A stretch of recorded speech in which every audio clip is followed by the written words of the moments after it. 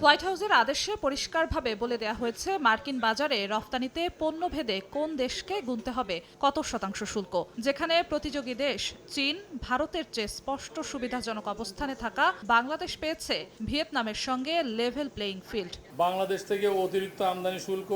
এ অবস্থায় তৈরি পোশাক শিল্পের অবস্থান তুলে ধরতে শনিবার বিকেলে রাজধানীর উত্তরায় বিজিএমইএ ভবনে আয়োজিত সংবাদ সম্মেলনে সংগঠনটির পক্ষ থেকে জানানো হয়, সরকারের কূটনৈতিক তৎপরতায় এ ধাক্কায় সফলতা মিললেও সুবিধা আদায়ে চালিয়ে যেতে হবে এ আলোচনা। প্রথমে 37 থেকে 35 থেকে এবং চূড়ান্ত পর্যায়ে 20% পুনর্নির্ধারণ করা হয়েছে, যা আমাদের প্রধান পোশাক রপ্তানিকারী প্রতিযোগীদের তুলনায় সমান বা কাছাকাছি এবং কিছু প্রধান প্রতিযোগী যেমন চীন ও ভারতের তুলনায় কম।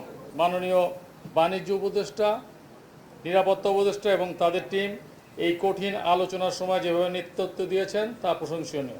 এ সময় জানানো হয়, মার্কিন কাঁচামালে পণ্য তৈরি করে শুল্ক ভার কমানোর সুযোগ রেখেছে ওয়াশিংটন। তাই জোর দিতে হবে যুক্তরাষ্ট্র থেকে তুলা ও কাপড় আমদানিতে। যে কোনো জিনিস আপনি ইউএসএতে এক্সপোর্ট করবেন, ওইটার কন্টেন্ট যদি 20% অ্যাটলিস্ট হয়, তাহলে ওই 20%-এর জন্য আপনি ট্যারিফ ফ্রি পাবেন। এই সুযোগ যেহেতু আসছে, এখন ইউএস থেকে কটনের আমদানি অটোমেটিকলি বৃদ্ধি পাবে।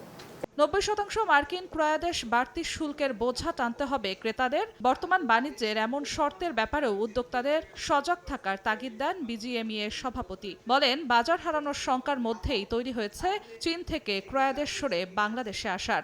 আমরা যে বেসিক প্রোডাক্ট করি তাদের ক্রয় ক্ষমতা সীমিত, আমরা আশঙ্কা করছি, বাট আমরা একই সাথে আশাবাদ ব্যক্ত করব যে এই ট্যারিফের কারণে কনজাম্পশন কমবে না। আমাদের প্রতিদ্বন্দ্বী দেশ, বিশেষ করে ভারত, ভিয়েতনাম, চীন, পাকিস্তান, তারা কিন্তু এই ট্যারিফের পার্সেন্টেজ নিয়ে বসে থাকবে না।